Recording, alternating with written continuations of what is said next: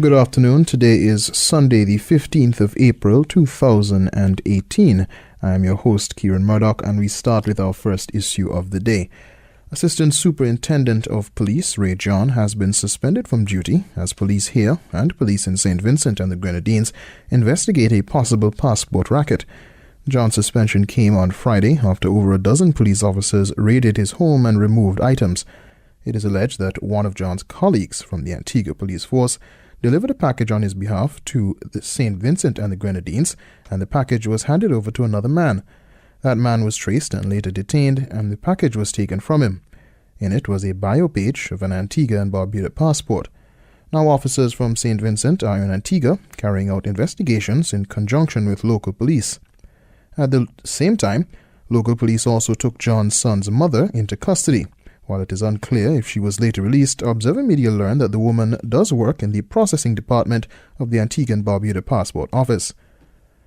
We were also informed comes at what was arguably already a low point for the Antigua Police Force, with Commissioner of Police Wendell Robinson having been suspended around April 5th, a little under a week and a half ago. Robinson was suspended by the PSC over allegations of sexual harassment. His suspension came after the allegations had festered in the public eye for some 3 weeks, during which time the PSC was criticized for its silence and apparent inactivity on the matter. Then, after a second emergency meeting of the PSC and a letter from the Attorney General asking Robinson to respond to the allegations, the Commissioner was soon after suspended. But now Robinson has gone to Barbados and hired one of the Caribbean's best attorneys to represent him, a man known in Antigua and Barbuda for his involvement in the medical benefits inquiry. Attorney Richard Cheltenham is representing Commissioner Robinson, who is himself a lawyer. In the letter to the Commission, Robinson's legal advisor says the Commission's suspension order of April 5 is unlawful and unsupportable. He argues that having reviewed police discipline regulations, the Commission has no power to suspend the Commissioner of Police. He also says that even if the Commission had the power, it ought to have given Robinson a preliminary hearing before taking such a drastic measure. The suspension comes with a 50% cut in the Commissioner's pay, and his lawyer says it is therefore considered a form of punishment, even though the matter has not yet been investigated. According to the lawyer, the suspension letter does not even state any reason or adequate reason for the suspension, and it is in violation of Robinson's legitimate expectation. The lawyer is calling for an immediate revocation of the suspension of the Commissioner of Police Wendell Robinson by April 20 and is threatening legal action if it is not done. A week ago, the Commission suspended the top cop amid allegations he sexually harassed 3 of his male subordinates and allegedly victimized one of them after he rejected his advances. Shemaine Big Charles, Observer Radio, News Talk 911. Now the PSC is facing possible legal action from Robinson and his Barbados-based attorney, while the force is seemingly investigating itself at home and some of its members investigated by the St Vincent and the Grenadines police. On this segment, we'll ask what fallout could there be if indeed police officers are proven involved in yet another passport scandal. Is a third passport audit a commensurate response to recent developments, and how can the government put an end to successive passport scandals? How could the passport probe and the commissioner's suspension affect the morale and integrity of the force, and how should investigations proceed? And what merit does Robinson's argument to the PSC have, and what could happen if the matter ends up in court? Our guest for this segment, we are happy to have with us in studio former Assistant Commissioner of Police in the Royal Police Force of Antigua and Barbuda, Mr. Nuffield Burnett. Good afternoon. Good afternoon. Thanks for having me. We also have joining us Dr. Selwyn Walwyn. Dr. Walwyn is a Caribbean-American born in St. Kitts and Nevis to an Antiguan father. He has served in senior executive law enforcement leadership positions in the United States and the Caribbean. He holds a PhD in public safety with a specialization in leadership, a master's in security management, and a bachelor's in criminal justice. Dr. Walwyn is a law enforcement consultant. We are happy to have you. Good afternoon, Dr. Walwyn. Good afternoon. Mr. Nuffield Burnett, your reaction to this week's news, specifically coming out about the matter now surrounding Mr. Ray John and possibly a number of others. What was your reaction when you heard the news this week? Well, first of all, when I heard the news break involving Ray John, I just immediately thought it was another blow to the Royal Police Force of Antigua and Barbuda. And it came to me that almost every time the force seems to take two steps forward, it seems to take about 4 or 5 backwards. And I just think that it has become, or it's becoming, even more difficult for the police to revive itself as it relates to public image and good moral. So those were some of the few things that came immediately to my mind. And Dr. Selvin Walwyn, your immediate thoughts as you saw the news coming out of Antigua and Barbuda, some of our officers are being investigated, possibly in relation to a passport racket in St Vincent and the Grenadines. What were your thoughts? Well, first, let me say good afternoon to Commissioner Burnett. Good afternoon, my friend. Good afternoon, sir. What first came to mind for me was I read a chapter in your book. I've read your book, and I read a chapter in your book, and I saw certain parallels within your book with police corruption. And the first thing I thought about, always speaking about somebody that's in the police department based on what happened. My thing is, I keep hearing the word audit. And I'd like to know, where is the Professional Standards Division with regard to conducting audits of those areas? If you could be a bit more specific for me, audits of, you're speaking of the audit of passports that the government spoke of? Well, the Professional Standards Division. Within the police force? I don't know what the charter is in Antigua.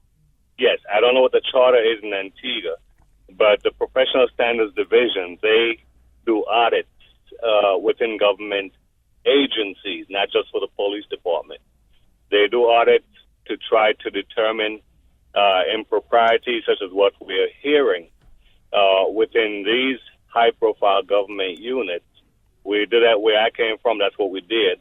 I don't know what the Antigua policy is on that, but that is something that they should think about. All right, Mr. Nuffield Burnett, presently, how should Antigua and Barbuda police proceed? What would you expect them to be doing? What is it essential that they do at this point? This matter of a possible passport racket being before them and it possibly involving some of our own officers. Yeah, first of all, what Dr. Walwyn just alluded to as it relates to the auditing department or the Office of Professional Standard, that is a fact. In Antiguan police, there is such a thing. But from my recollection, the last time I know anything along that line was done could have been about 3 years or so back. So I don't know of any recent audit being done by the police, but there is such a department. And what would they audit? They would audit the activity of the other police departments or other departments of government, or? Well, the police department and matters relating to police from other government departments. So Dr. Walwyn is on target. Now, as it relates to what the police should be doing now, as it relates to what you said, preventing for the. Well, in relation to the Rajon matter, I mean, this investigation is before them. Yes. How should they go about investigating? I mean, and the fact comes up that the police will be investigating themselves. Right. Well, the police, and I have always said, and I have always been an advocate that the police can, in fact, investigate themselves in Antigua-Barbuda. I still think we can do that. And we have done that successfully. What the police should be doing now, and as far as I am aware, are doing now, is they are probing the allegation from my knowledge. And to the extent I don't know, because I do not know what exactly is happening at the moment. I'm no longer an active police officer. But from my own little privileged information, I know that the police are probing the allegation. I happen to know that the investigator is a strong person in my view, and that is encouraging. And so I am confident up to this point that the matter is being investigated based on who I know is the chief investigator. And Dr. Selvin Walwyn, the same question in terms of how you think the police should proceed, and also to the question of the police investigating themselves and whether or not we're likely to see results come out in that instance when the police are investigating themselves. Well, the Professional Standards Division, if they are involved in this investigation, they can be trusted. They can be trusted to conduct fair and impartial investigations. One of the issues, though, that we're dealing with has to do with improper behavior by police officers, and it lends to reason whether or not there are policies in place to prevent such. We know for a fact, based on research, that the more rules you put in place to try to circumvent police officers acting out of turn, the police officers find ways to circumvent those rules and continue. So you need to have a commissioner who not only has emotional intelligence, he also has participative leadership styles in where he seeks information or input from his people, and then he will go ahead and formulate plans to try to combat this, because this is not going to be your last candle if these policies aren't in place, and if they aren't enforced, and if the Professional Standards Division is not given a free arm to do their work. And you just mentioned the police commissioner there. I would ask Mr. Nuffield Burnett, the present acting commissioner of police, Mr. Adley Rodney, do you think that he is capable? I mean, you would have obviously worked with him during your time in the police force. Do you think he's capable of managing the force at this critical point in time? And what would you advise him at this point? Well, as it relates to capable, that is left to be seen. I would not venture to say whether or not he's capable. I will leave that for us to see in the future. But my advice to him would be to be a leader as we need at this moment. We need strong leadership. I have always advocate that, and more so now because we are in the process of going through difficult times, and we are dealing with some real issues at the moment. Of course, we are dealing with persons from within. So now more than ever, we need a strong leadership. And my advice to Mr. Rodney is, I did a paper some time ago. I keep alluding to it, 2009, that's about 9 years ago, where I had some advice for the force. And those are still relevant. And if Mr. Rodney is so mind, he could tap into those, because I alluded to stuff like the corruption being addressed, and one of the ways in which you address the corruption issue is to keep reminding your members, your officers, that these sort of behaviors will not be tolerated, and keep pushing it in their faces all the time.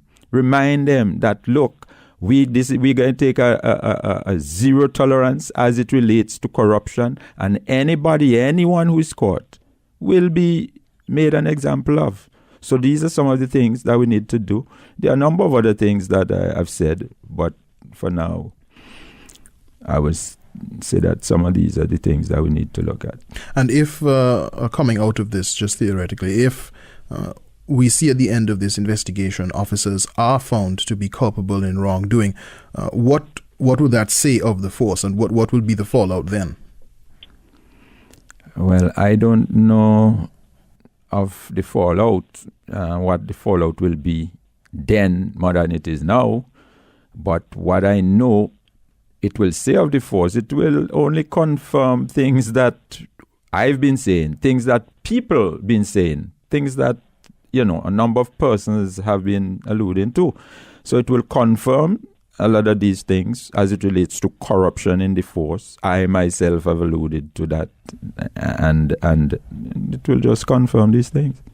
All right. And Dr. Selvin Walwyn, let us say that at the end of this process, we do see officers being found culpable or responsible for wrongdoing. What would be the fallout then, do you think? I don't think you're going to have a fallout, period. I think what you're going to have is a positive reinforcement of the people believing in the police again. Now, I have read Commissioner Burnett's book, and I read that paper that he's talking about. And there seems to be a culture of corruption among some of the officers of the police force. Here in Florida, I'm in Florida today.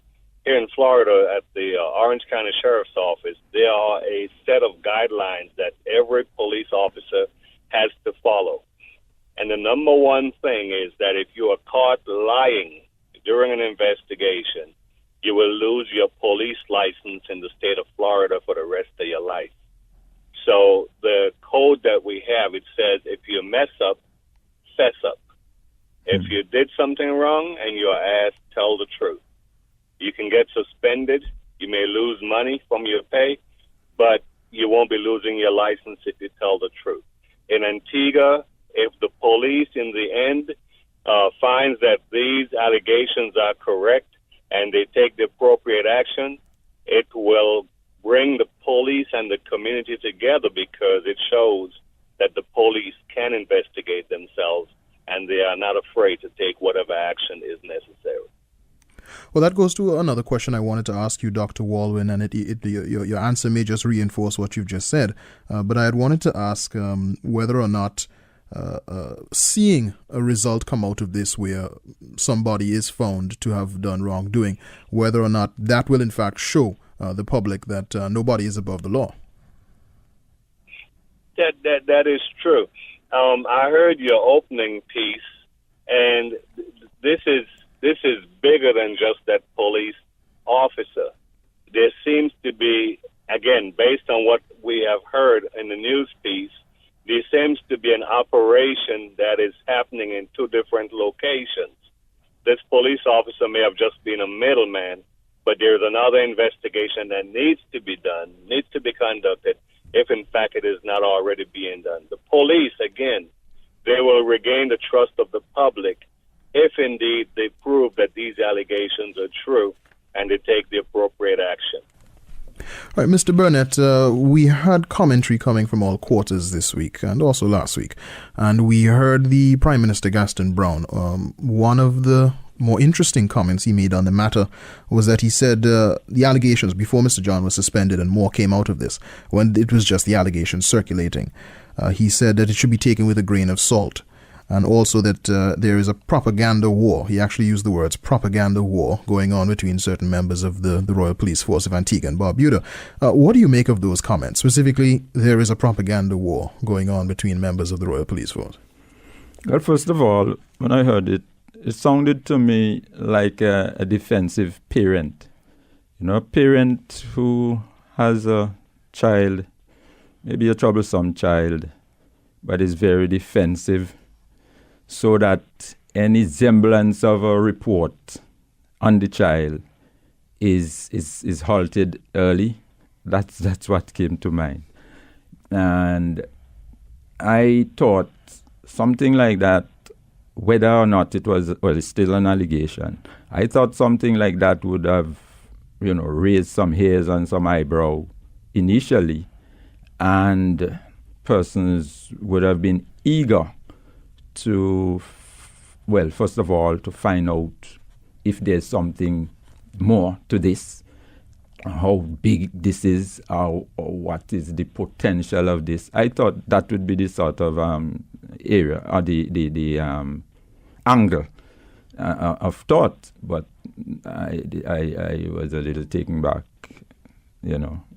what I heard. And Dr. Selwyn Walwyn, the Prime Minister's comments, there is an allegation against a senior police officer that there may be a passport racket going on involving Antigua and Barbuda's passport.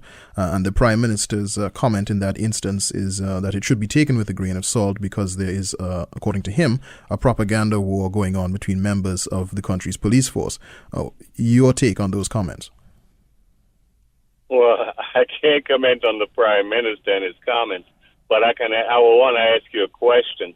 Wasn't there another incident regarding passports in England within the last 12 months? Well, there were reports of that. There were certain news agencies reporting that Observer Media wasn't able to verify the stories that were circulating on other news agencies. Okay. And the next thing is, with regard to police officers acting out of turn and actions being taken against them, when I was police commissioner in the other island, we received a report that a police officer had slept with a 14-year-old prisoner. And when I got the information from the welfare department, they said normally when we get these complaints to the police, they don't do anything. And I told them, no, we are going to investigate, and if it's proven, then it will be forwarded to the DPP. And I assigned an assistant commissioner of police to conduct the investigation, and it was proven to be a fact, and that officer was convicted and is serving 24 years in prison. So the police, whoever is in charge, when allegations against officers are made, it is true that everyone is innocent until proven guilty, but you must conduct an investigation and follow the evidence wherever it leads. And if it leads to prosecution, then that's what needs to be done. Because at the end of the day, the public wants to have confidence in their police force. But if they're not seeing anything positive coming out of it, they're going to form their own opinions, and you're going to have bad relationships. And Mr. Nuffield Burnett, going to the whole issue of passport scandals, we seem to have successive passport scandals in Antigua and Barbuda. They just seem to keep coming. As an individual like myself who lives here, what do you think that this most recent scandal and others before it, what is this doing to the integrity or the image of the Antigua and Barbuda passport? Well, of course, it would do some harm in terms of how easy or access it is to how easy it is to access passports, and not only that, the authenticity of the passports. Persons are going to have to be wondering whether or not, whenever they run into an Antigua-Barbuda passport, they're going to have to look at it twice and three times to make sure that it's an authentic document, as opposed to going about the regular business, knowing fully well that the Antigua-Barbuda passport has that insulation, that it cannot easily be tampered with and stuff like that. And let me ask also, the government said that it is doing a third passport audit. This administration at least said it is doing a third passport audit. We never particularly saw or heard much. It was announced. The same thing with the second. It was announced. In fact, I'm not particularly clear though what is meant so much by an audit. But seeing as we do seem to have these issues coming up from time to time with the issuance of passports, what would you recommend be done with regard to the issuance of passports in terms of whether it has to be a probe, an investigation, an audit, whatever should take place? What do you think should take place? Now that this have... Yes, another issue with passports. What should we be doing with regard to the issuance of passports? I'm not an expert in that field, but I would just suggest that whatever is done at the moment, or whatever is being done at the moment, needs to be done differently. I don't know what that is myself, really, to be honest. And Dr. Selvin Walwyn, a similar question to you.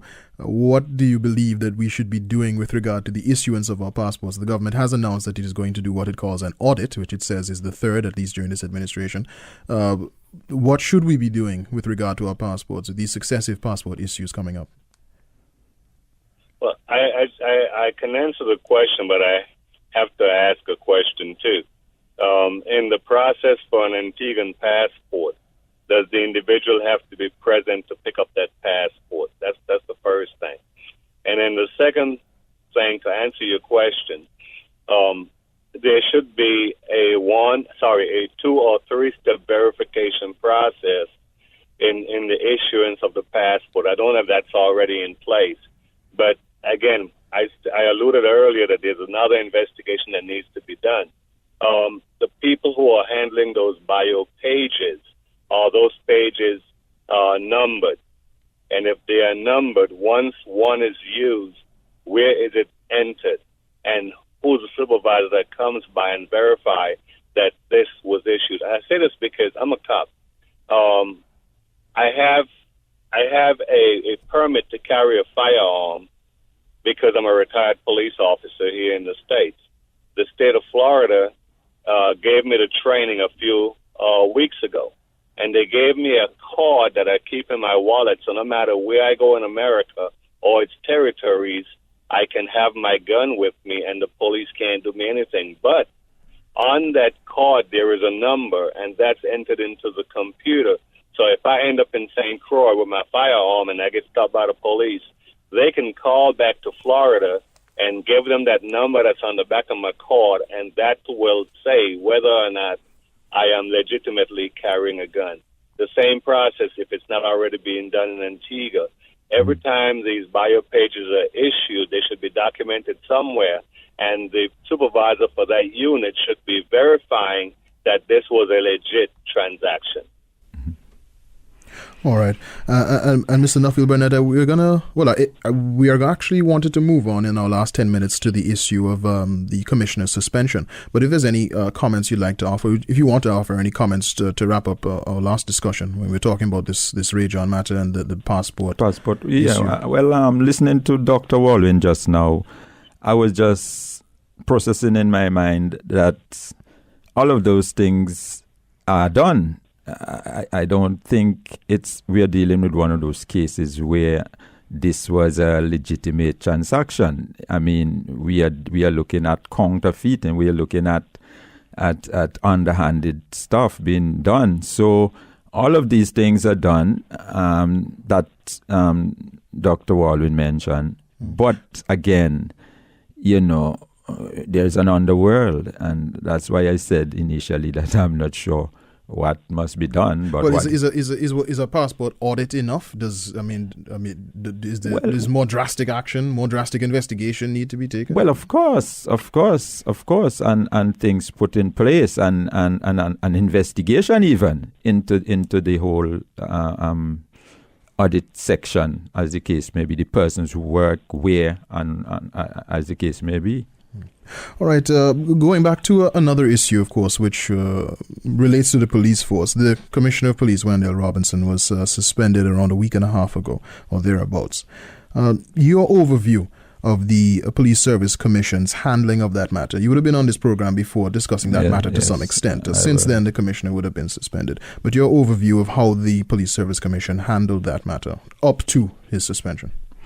Well, I thought it was a sort of a foot-dragging situation from the onset, and as a result, it led into other, well, I wouldn't say complications, but it led into the matter being dragged along, or tug along, and persons had time to look into the shortcomings, or for want of a better term, of the Police Service Commission in terms of their procrastination and so on. So it caused a lot of, so to speak,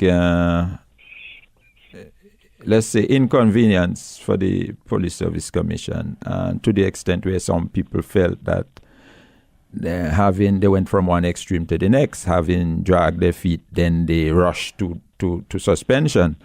I don't subscribe to the latter. I don't think they actually rushed to suspension, and differently from what some persons are saying and are thinking, I think the suspension is in order and it was done properly.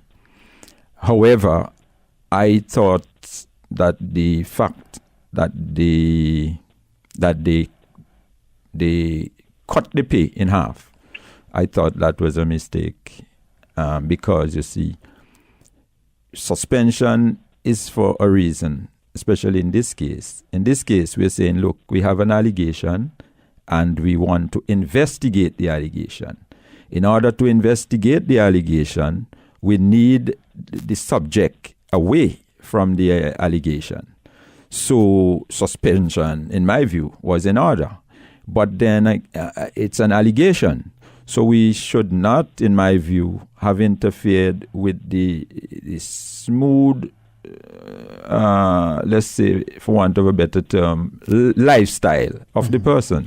For instance, in the letter which Mr. Robinson's attorney, Mr. Cheltenham, wrote, he referred to it as a punitive measure. Would you agree? I would agree, because it's suspension. You see, suspension serve at least two purposes. One, and I'm leaving aside, there are some cases where suspension in itself is a punishment. You're suspended, that's your punishment, and I'm leaving that out. But aside from that, there are two other reasons for suspension. So you want to suspend to keep the person away while the investigation is being done. And therefore, you don't want to interfere, as it were, with the livelihood of the person, because it's an allegation. You simply want to, and you see, investigations and suspensions are to be about reasonableness. Is it reasonable to suspend a person on an allegation, which is an allegation, and to cut the person pay by half? I would agree that it could amount to punitive measures. And Dr. Selvin Walwyn, on that question of your view of how the matter was handled from the beginning toward the up to, I should say, the suspension. Seeing the news coming out of Antigua and Barbuda, the Police Service Commission, the news came out, the story was there.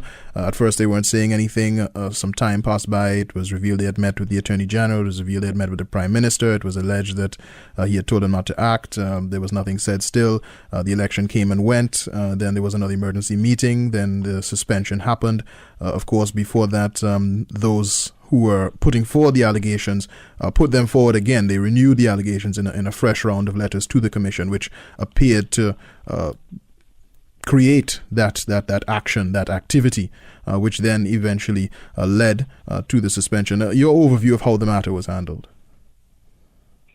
Well, based on what I have been hearing and reading, I believe that they took their time to ensure that they had credible information, they had a reason to take action. However, as the commissioner just stated, cutting the pay for me was going above and beyond. I'm sure he may have had leave time. They could have sent him on leave with pay. If you don't have that, give him admin time so he's away from the agency while the investigation is being conducted. But to take his money, that reminds me of a shooting I was involved in. I had an accidental discharge of a firearm, and I ended up losing 10 hours pay because I had an accidental discharge. And that did not happen until it was ruled that I was at fault for having an accidental discharge, because every month they give us 100 bullets to go on the range to practice, and I should not have had an accidental discharge. And so I accepted the 10 hours. They took it out of my vacation, and I went back to work. So I understand what they're doing, and I support what they're doing. But as far as the financial the money that they're taking out of his check. I don't think that should have been done, but I don't know what their rules are, and I'm sure that they operate by whatever their criteria is. Well, let me ask you as well, Dr. Selvin Walwyn, having taken a look at this matter and how it has progressed, the point it's at, everybody is innocent until proven guilty. There should be, as we understand coming forward from the Commission or sources, that there should be an investigation that will determine whether or not there's any substance, there's any truth to the allegations against the Commissioner of Police. But do you think that he can legitimately return to the helm of the police force? Let us say that the allegations are tossed out. Do you think he can legitimately return to the head of the police force? That's a question that has two sides. You use the word tossed out. Disproven, I should say. Let me say disproven. Let me say disproven. I was going to say, because being tossed out doesn't mean it didn't occur. So if they are proven to be false allegations, then yes, he can resume his duty. But he will have to put things in place to ensure that this doesn't happen again. He would get with his high command, and he will become what is called a participative leader. And so he will go ahead and listen to what they have to say as far as the best way forward so this doesn't occur again. For instance, what is the sexual harassment policy of the police department? Are we going to train every officer and every civilian in the agency on this? Are we going to document that this was done and it's going to be in their file? So in case there are future violations, allegations made in the future, we will have something to fall back on. Many of us as leaders end up being transactional or transformational leaders. Transactional leaders are in the quid pro quo status, which means that the employees will do what they have to do to get their paycheck. If they're not getting what they want as a benefit, they will not do their job. A transformational leader will explain to the employees why they are important to the future of the police department and why what they do will make a difference, and that you are willing to listen to them and take whatever action is necessary for them to move forward within the agency. If you don't get that going, you're going to have a problem. And Mr. Nuffield Burnett, the last question for this segment, and it's the same question I just put to Dr. Selvin Walwyn, which is, let us assume that the allegations against that the avenue is still there, if all that has transpired, that this has been a sort of a public scandal. Well, legally, yes. Legally, the avenue will be there for him to return, because if it's not proven, then he has not done anything wrong. But from a moral standpoint, I mean, when I say moral now, I'm talking about from the standpoint of good onward going governance. I don't think it would be a good idea, because regardless to what's the outcome, there is a perception, and perception, especially in this case, is almost as facts, and it would have some very negative effects, in my view, on the force going forward. All right, and with that, we're going to have to leave it there. I'm going to say thank you to former Assistant Commissioner of Police, Mr. Nuffield Burnett, and also to Dr. Selvin Walwyn, who's a former Commissioner of Police in St. Kitts and Nevis. Thanks to both of you, gentlemen. And thank you very much. And Dr. Walwyn, thank you very much. Take care. Sir. Good. Thank you, sir.